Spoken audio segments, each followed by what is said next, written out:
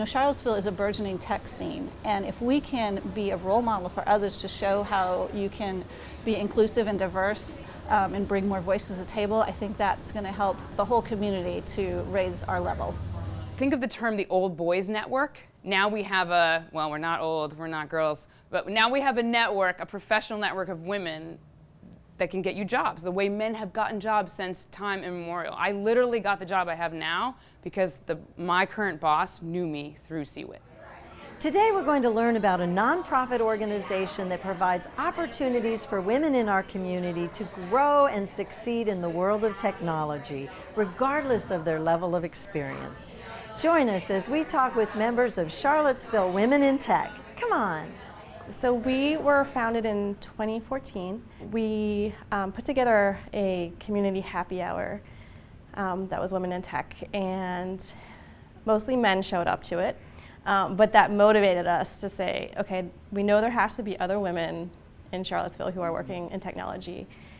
We want to find them and connect with them. Why is it so important to have this sort of support for women in our community, this dealing with technology?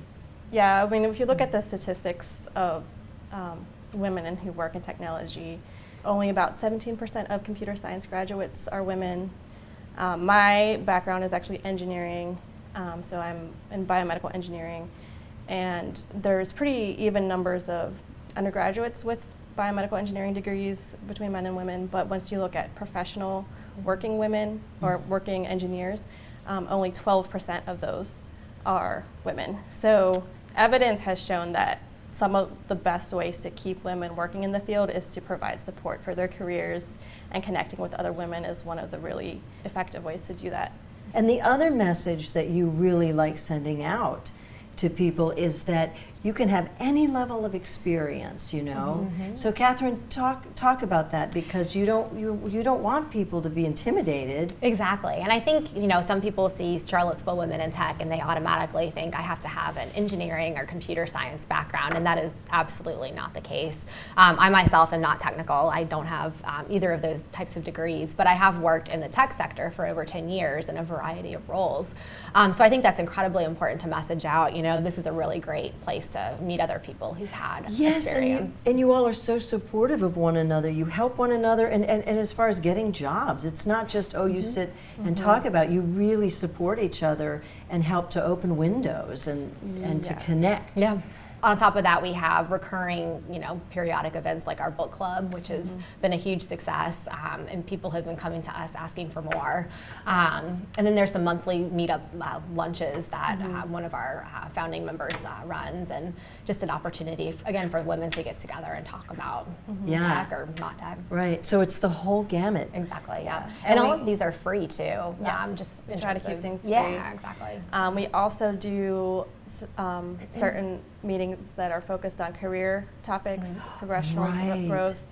So things like salary negotiation, or transitioning into a management role. Working on your resume. Yeah, and those, a lot of those, as a woman who's in a male-dominated company, sometimes we need different strategies to go about these things, so it's really useful to connect with other women and share our experience.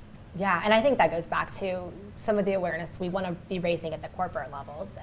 This is an issue. We know this is an issue. So as corporate, recruiting, hiring, HR, hiring managers, what can they be doing differently to help?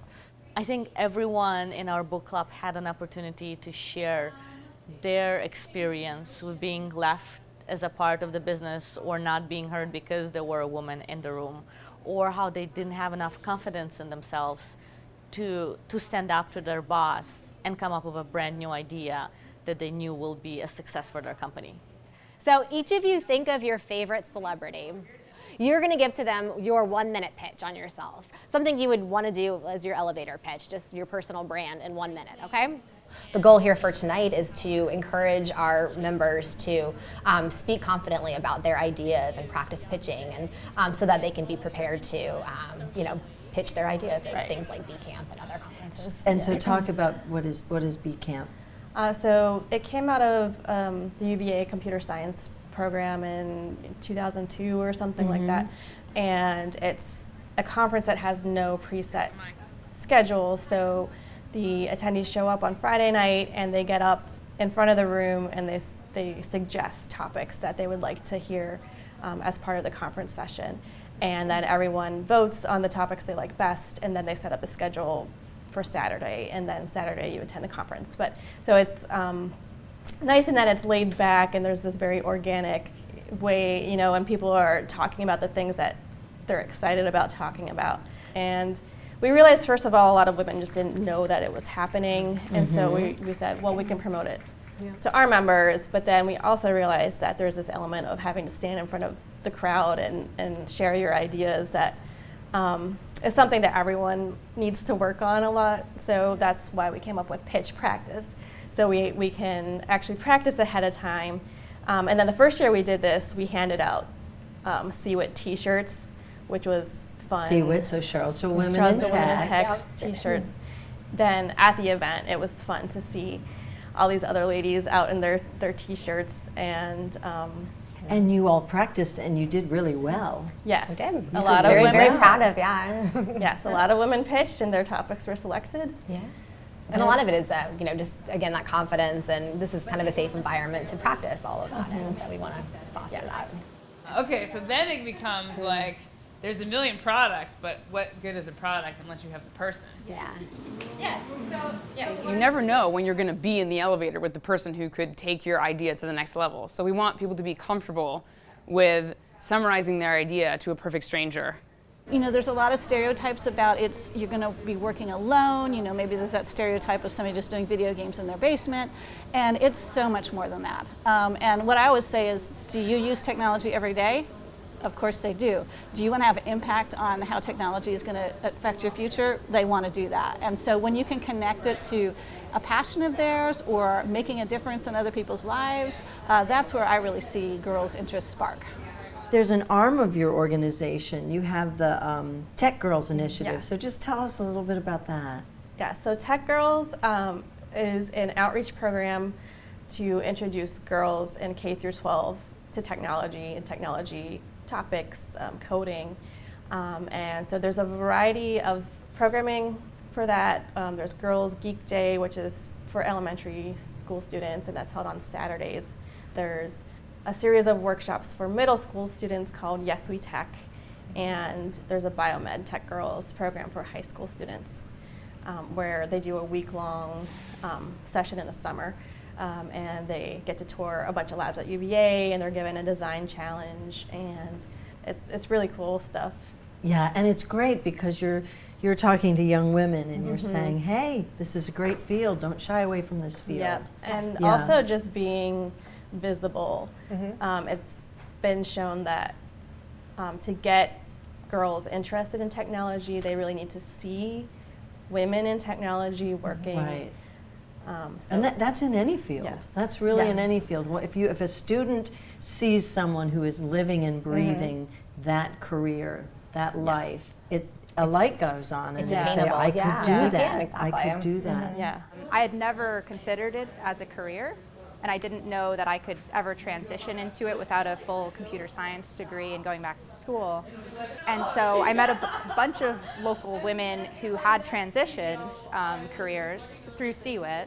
So I took the leap. I did a boot camp for 5 months, and one of them actually reached out to me during the process, and I got a local job as a developer. What advice do you have or would you give to a career switcher that doesn't involve getting into more debt?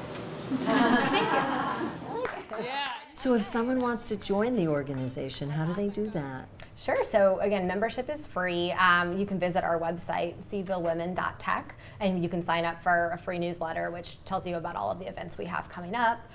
You know, if you have a coworker or friend who's already participating, you know, reach out to them and attend one of our events. We definitely recommend just joining one of the monthly meetups. We'll get you on our list and start sending you our information. Talk about the conference that you held, Switch On, your first conference. Yes. So it was a day-long conference. We had over 100 attendees, which is well over what we were predicting. We had a wait list going, which was very exciting. And the morning was really dedicated to, what's going on in the industry in Charlottesville. What are the numbers looking like right now? So we had a series of presenters from local government and UVA and women who are currently in the fields, give some general session type talks. And then the afternoon was dedicated to interactive working sessions. So we had several rotations where our attendees could go and learn about social media and improving their personal brand.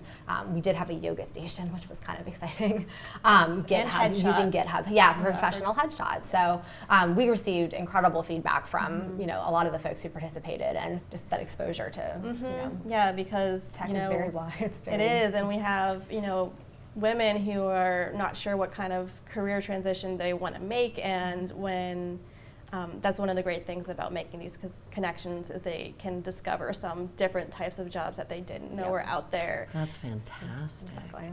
And then you won an award. You won a pretty important award. Yeah, that was very exciting. In 2019, we won the Social Good Award from the awards gala with the Charlottesville Business Innovation Council. So that was recognition of our contributions to the community. And again, just really exciting to see some recognition, Yeah, 5 years. Yeah. So what are the goals for the future? It's pretty proud of where we've come, and we like to say, again, another vision is just that Charlottesville become a model city where, we have a thriving tech scene, and that tech scene is diverse. Yeah, that's fantastic. I'm so excited for you all. Thank you for taking time to sit with us. Yeah, we're excited. Thank We've you. got a lot of work to do, but it's been an amazing ride so far. So Yes. we're excited about what we have next. If your code works, you're good. It doesn't matter where you went to college, if you went to college, what degrees you have, what title you have.